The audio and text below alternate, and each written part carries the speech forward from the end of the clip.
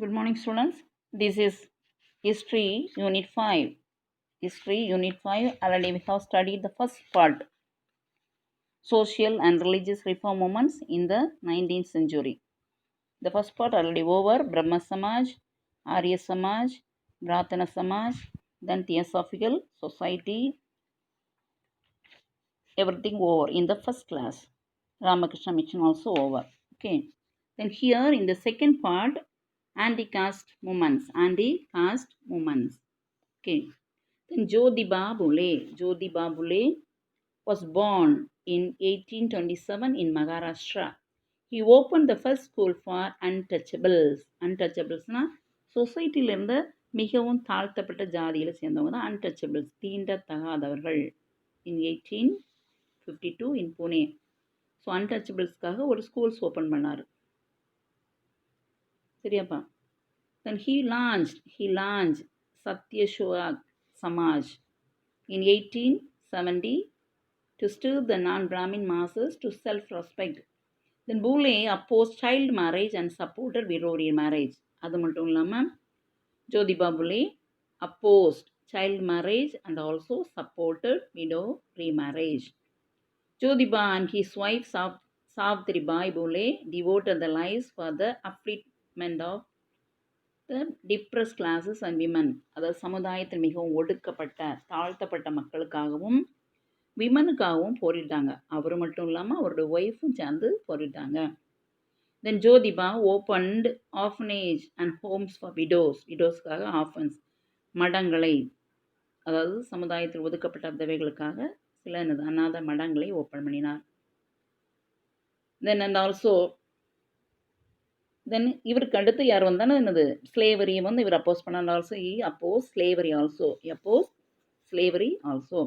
Then next Narayana Guru. Born to poor parents in Kerala. Narayana Guru evolved into poet. அவர் வந்து நல்லது poet. And also scholar in Malayalam, Tamil and also Sanskrit. Then disturbed by the terrible caste irony. அப்போ அந்த பீரியடில் cost வந்து ரொம்ப மக்களை பாதிச்சு. Cost basis எல்லாம் எல்லாமே இருக்கும். காஸ்ட் பேசிஸ் தான் டெம்பிளுக்கு போகணும், பொதுவான ஸ்ட்ரீட்ஸ்க்கு வர முடியாது, பப்ளிக் டேங்கில் தண்ணி எடுக்க முடியாது, எஜுகேஷன் இன்ஸ்டிடியூஷனுக்கு போக முடியாது, இப்படி நிறைய கஷ்டப்படுத்துவாங்க காஸ்ட் பேசிஸ் வச்சு. ஸோ இதை இவர் எதிர்த்தார். He dedicated his whole life for the betterment of the oppressed. He set up the Narayana Dharma Paribalana Yogam, an organization to work for the upliftment of depressed classes. Depressedனா சமுதாயத்தில் மிகவும் தாழ்த்தப்பட்ட புறம் தள்ளப்பட்ட மக்களுக்காக. He established a grand temple of Arivipuram and dedicated to all. அந்த டெம்பிளுக்கு எல்லாரும் போக முடியாது, அதாவது உயர்ந்த ஜாதியில் உள்ளவங்க மட்டும் போக முடியும், தாழ்ந்தவங்க போக முடியாது. ஸோ இவர் அதுக்காக போரிட்டு அந்த டெம்பிளுக்கு எல்லாரும் போகலாம் அப்படின்னு ஒரு உரிமையை பெற்று தந்தார். சரியா. The next Ayyankali was born in 1863 at Venganur in Thiruvananthapuram, then in the priestly states of Trangur. The discrimination he faced as a child turned him into leader of an anti-caste movement. இவரும் அதே மாதிரி ஜாதி எதிர்த்தார். And who later fought for basic rights including access to public spaces and entry to schools. சமுதாயத்தில் மிகவும் பின்தங்கிய மக்கள் வந்து ஸ்கூல்ஸ்க்கெலாம் என்டர் பண்ண முடியாமல் இருந்தது. அதை எதிர்த்து இவரும் போரிட்டு அதுக்காக நினைச்சதாரு அந்த உரிமையை பெற்று தந்தார். Next Islamic reforms. After the suppression of Great Revolt in 1857, Indian Muslims looked to Western culture with suspicion.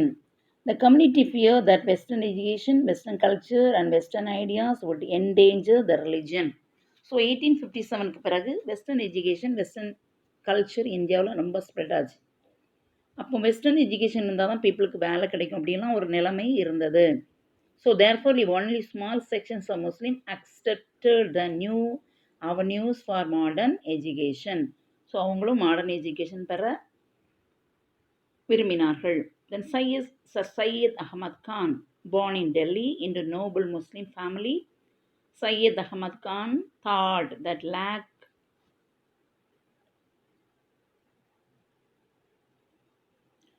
of education, especially modern education, had harmed the Muslims greatly and kept them backward. So Muslims வந்து education western education பெறாதனால ரொம்ப பேக்வேர்டில் போயிட்டுருக்காங்க அப்படின்னு அவர் feel பண்ணார். So he exhorted the Muslim to accept western science and take up government services.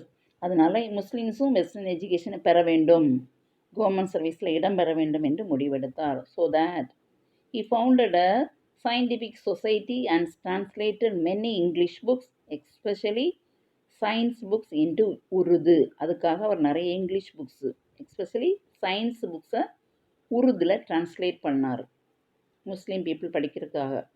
He believed that the interests of the Muslims would be best served if they bonded with the British government rather than pitch it with the rising nationalist movement. So he advised the Muslim to take English education and concentrate on it. அதனால் அவர் என்ன சொன்னார், முஸ்லீம் பீப்புளை English எஜுகேஷனில் படிக்க சொன்னார். Then next, further he established Aligarh movement. Sir Syed Ahmad Khan movement, Aligarh movement. So Syed Ahmad Khan ஒரு movement found பண்ணார், that is Aligarh movement. Then later it was known as Aligarh Mohammedan Anglo-Oriental College. Mohammedan Anglo-Oriental College founded by him. பின்னால் ஒரு Anglo oriental college வர found பண்ணார் in the year 1875, which is a landmark in the history of Indian Muslim education. So அது முஸ்லீமுக்கு அந்த education ரொம்ப உதவியதால் இது important லேண்ட்மார்க்காக கருதப்படுகிறது. ஹிஸ்ட்ரியில் வரலாற்றில் மிக முக்கியமான நிகழ்ச்சியாக கருதப்படுகிறது. The college was raised to the status of the university in 1920. அது லேட்டராக என்னதான் மாறிடுச்சு, யூனிவர்சிட்டி. முதல்ல காலேஜாக இருந்துச்சு, அப்புறம் வந்து அது ஒரு பல்கலைக்கழகமாக மாறியது. The next, Deoband movement. Deoband was a revivalist movement organized by the Orthodox Muslim Ulema. அது தொடங்கப்பட்டது முஸ்லீமில் மிக பழமை வாய்ந்த உலைமாவால் தொடங்கப்பட்டது டியோபேண்ட் மூமெண்ட். ஓகேப்பா, இவங்களும் எதுக்கு இம்பார்ட்டன்ஸ் கொடுத்தனா, முஸ்லீம்ஸ்க்கு ஸ்கூல்ஸ் ஓப்பன் பண்ணாங்க. ஓப்பன் பண்ணி முஸ்லீம் எஜுகேஷனுக்கு importance. School curriculum shut out English education and western culture. The instructions imparted the original Islamic religion and the aim was moral and religious regeneration of Muslim community. Muslim community என்னது education கொடுத்து அதை regenerate பண்ணுவதற்காக. ஏன் தென் மௌலானா முஹம்மது உல் Haasan became the new Deoband leader. புதுசாக அது ஒரு leader வந்தார். அது யார், மௌலானா முஹம்மது உல் ஹாசன். தென் இவங்களும் முக்கியமாக உயிர் கொடுத்தது அந்த எஜுகேஷனுக்காக, சரி, English எஜுகேஷனுக்காக. Then next, Parsi movement. In the middle of the 19th century, the reform activities began in Mumbai. The middle of 19th century, the reform activities began in Mumbai. Fadruji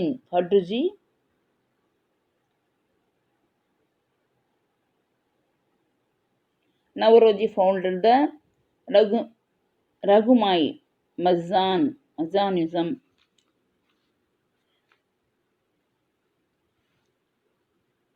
Sabha in 1851 அவங்க தொடங்கினது. They opposed both infant marriage and also use of astrology. குழந்தை திருமணத்தை எதிர்த்தார்கள். இவங்களும் என்ன சொன்னாங்க, குழந்தை திருமணத்தை எதிர்த்தார்கள். Then Sikh reform movement. Next, Sikh reform movement. Among the Sikhs of Punjab too there were attempts to reform. Sikhsலேயே நிறைய என்னது reform movement தோன்றியது.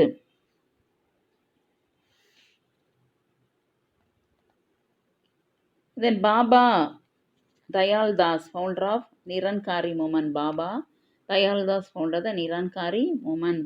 Then Guru Nanak and the Adi Granth. Guru Nanak, founder of Sikhism, அவருடைய நூல் தான் இது Adi Granth, form the essence of his teachings.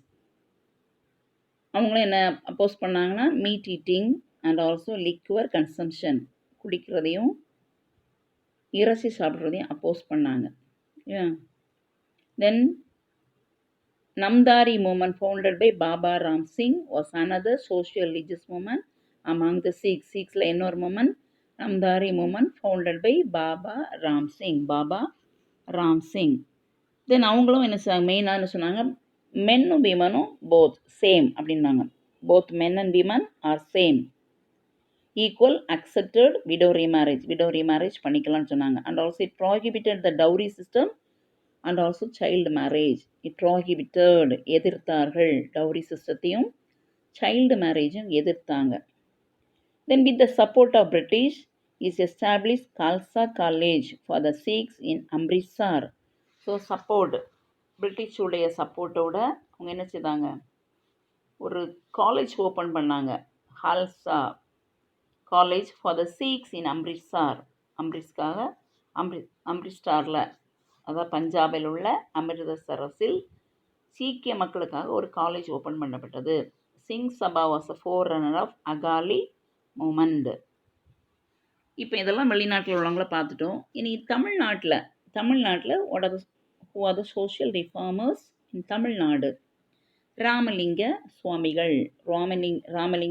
சுவாமிகள்.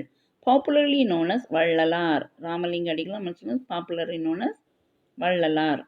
So popularly known as Vallalar. Ramalinga Swamigal are Ramalinga அடிகள் was born in Marudur, a village near Sidambaram. After his father's death, his family moved to brother's house at Chennai. முதல்ல அவங்க சிதம்பரத்தில் இருந்தாங்க. அப்பா இறந்த பிறகு அவங்க அண்ணன் விட்டு போயிட்டாங்க சென்னைக்கு. So despite having no formal education he gained immense scholarship. அதனால் அவருக்கு சரியான எஜுகேஷன் கிடைக்கவில்லை. Ramalinga emphasize the bond of responsibility and compassion between living beings. அவர் எல்லா லிவிங் பீயிங்குமே மிகுந்த அன்பு கொண்டிருந்தார். He showed his compassion and mercy on all living beings, including plants. அவருடைய லிவிங் பீயிங்ஸ்கிட்ட மட்டும் அவர் அன்பு செலுத்தலை, பிளான்ஸ்க்கு மேலே கூட, including plants. He showed his compassion and mercy, மிகுந்த அன்பும் இரக்கமும் பிளான்ஸ்க்கு மேலே கூட காட்டினார். திஸ் இஸ் கால்டு ஜீவ காருண்யா. அதுக்கு பேர் என்னது? ஜீவ Karunya. Then he established Samarasa Veda Sanmarga Sangam. Samarasa Veda Sanmarga Sangam in 1865, and it was renamed as Samarasa Suddha Sanmarga Satya Sangha, which means Society for Pure Truth for Universal Selfhood. அதுக்கு பேர் திருப்பி மாற்றி வச்சாங்க. சமரச வேத சன்மார்க்க சங்கம் was renamed as சமரச சுத்த சன்மார்க்க சத்ய சங்கா. And also Ramalinga established for feeding house. ஒரு உணவகம் வைத்திருந்தாங்க. எப்போவுமே அங்கே யார் போனாலும் சாப்பாடு கொடுக்கறது மாதிரி. Irrespective of caste or Vadalur, in the wake of terrible famine in South India in 1866. ரொம்ப டெரிபிளான ஒரு பஞ்சம் ஏற்பட்ட போது எந்தவித ஜாதி வேற்றுமையின்றி எல்லோரும் உணவு சாப்பிடும் மாதிரி என்ன செய்தார், ஒரு ஏற்பாடு பண்ணியிருந்தார். And also establish under the title Thiruvarutpa வீட்டிலிருந்து யார்? ராமலிங்க அடிகள். தென் வைகுண்ட சுவாமிகள். அடுத்து இந்த வைகுண்ட சுவாமிகள்.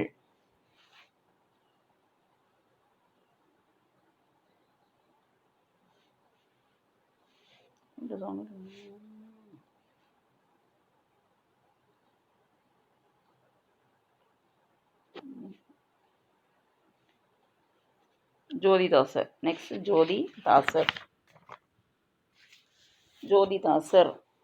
அயோத்திதாசர். பண்டிதர் Iyothee Thass was a radical Tamil scholar. Pandit Iyothee Thass was a radical Tamil scholar, writer, Siddha medicine practitioner, journalist and also socio-political activities. அப்போ நிறைய திறமை பெற்றிருந்தார். born in Chennai, he was fluent in Tamil, English, Sanskrit and also Pali language. நிறைய மொழிகள் கற்றுத்தேர்ந்தவர். Tamil, English, Sanskrit and also Pali languages. He campaigned for school social justice and worked for the emancipation of untouchables. இவரும் untouchable peopleக்காக பாடுபட்டார். From the caste clutches. He worked for the construction of a casteless identity and castigated caste hegemony and also untouchability. He considered education as an important tool for empowerment and became the driving force began the establishment of several schools for the untouchables in India so that அந்த untouchable நீக்கணும்னா அதை தீண்டத்தகாத 2 வார்த்தையை நீக்கணும்னா நிறைய என்னது schools open ஆகணும் அப்படின்னு நிறைய schools open பண்ணார். பண்டிதர் அயோத்திதாசர் ஃபவுண்டட் த இவர் என்ன செய்தார் அதுக்காண்டி பீப்புளுக்காக நிறைய என்னது ஸ்கூல்ஸ் ஓப்பன் பண்ணார் அன்டச்சபிளுக்காக.